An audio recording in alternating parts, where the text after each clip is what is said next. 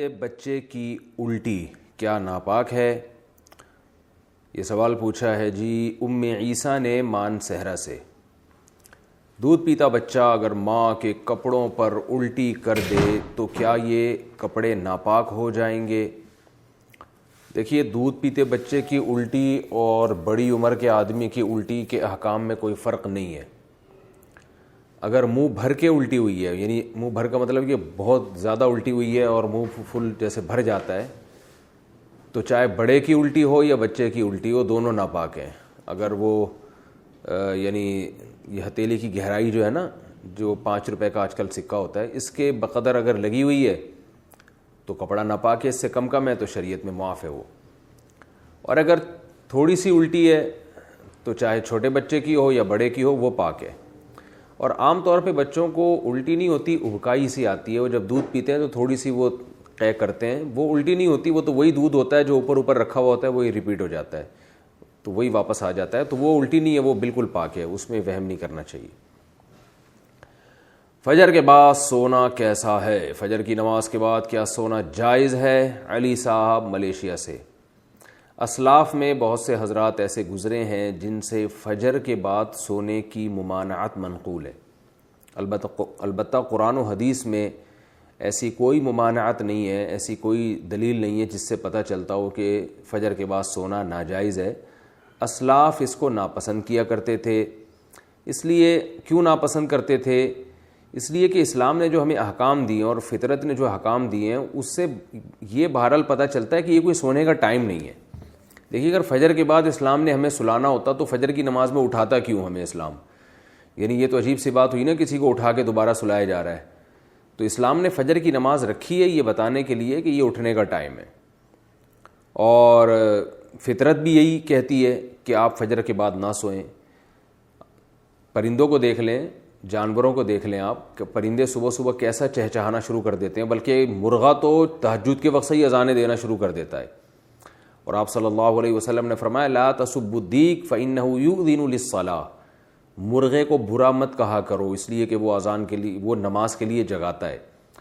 تو جو فطرت کہتی ہے اسلام وہی کہتا ہے، اور جو اسلام کہتا ہے فطرت وہی کہتی ہے۔ وہ یہ ہے کہ رات کو جلدی سوئیں اور صبح جلدی اٹھیں۔ اللہ تعالیٰ نے ہمیں جو رات ہے نا، قرآن سے پتہ چلتا ہے جعل لکم اللیل لباسا والنوم سباتا، کہ اللہ نے رات کو ہمارے لیے لباس بنایا، نیند کو کاٹنے کا ذریعہ بنایا، اور رات ہمارے لیے سونے کے لیے بنائی ہے۔ دن وجعلنا النہار معاشا، دن میں ہمیں کام کاج کے لیے پیدا کیا اللہ تعالیٰ نے۔ تو یہ غیر فطری بہرحال ہے، اور رسول اللہ صلی اللہ علیہ وسلم نے ترغیب بھی دی ہے کہ صبح اپنے کاموں کا جلدی آغاز کیا جائے۔ حدیث میں آتا ہے، آپ صلی اللہ علیہ وسلم نے فرمایا، صحیح حدیث ہے، بورک لامتی فی بکورہا، فرمایا میری امت کے لیے اللہ نے صبح کے وقتوں میں برکت رکھی ہے۔ صبح کوئی بھی کام شروع کیا جائے گا تو اس میں برکت ہوگی۔ افسوس کے ساتھ کہنا پڑتا ہے کہ بہت سے غیر مسلموں نے اس پر عمل شروع کر دیا۔ چائنا میں آپ دیکھیں، لوگ صبح اٹھ جاتے ہیں۔ میں تھائی لینڈ میں تھا، فجر کی نماز کے بعد میں نکلا تو ساری مارکیٹیں کھلی ہوئی تھیں، تو جو کام مسلمانوں کے کرنے کا تھا وہ غیر مسلم کر رہے ہیں۔ ہاں، البتہ یہ ہے کہ جب آپ رات جلدی سوئیں اور صبح جلدی اٹھ جائیں تو پھر دوپہر کو قیلولہ کریں۔ سونے کا ٹائم دوپہر کو ہے، اس کی بہت تاکید ہے قرآن و سنت میں۔ قیلوا فإن الشیطان لا یقیل، آپ صلی اللہ علیہ وسلم نے فرمایا قیلولہ کیا کرو، شیطان قیلولہ نہیں کرتا۔ اور صحابہ، تابعین، اسلاف سب کی سنت ہے۔ گورے یہاں تک لکھتے ہیں کہ جب مسلمانوں کی خلافتیں تھیں تو پورا اہل اسلام دوپہر کو کھانے کے بعد سویا کرتا تھا، تھوڑی دیر آرام کرتے تھے، اور اس سے بہت زیادہ انسان کو طاقت ملتی ہے، دماغی بھی، جسمانی بھی، سکون بھی ملتا ہے، اور وہ بہت تیار ہو جاتا ہے بہت دیر تک کام کاج کرنے کے لیے۔ تو جو سونے کا جو نیچرل ٹائم ہے وہ ہے عشاء پڑھتے ہی آپ سو جائیں، اور رات کو بہت جلدی اٹھیں آپ، یعنی 5 6 7 گھنٹے، 5 گھنٹے 6 گھنٹے، کسی کو بہت زیادہ سو لیا تو 7 گھنٹے سو جائے گا، تو 5 6 گھنٹے کی نارملی نیند پوری کرنے کے بعد آپ اٹھ جائیں، اور پھر فجر کی نماز سے 10 15 منٹ پہلے آپ تھوڑی دیر کے لیے ایک شارٹ نیپ جسے کہہ سکتے ہیں، بہت تھوڑی سی دیر آرام وہ کر لیں، وہ بھی سنت ہے۔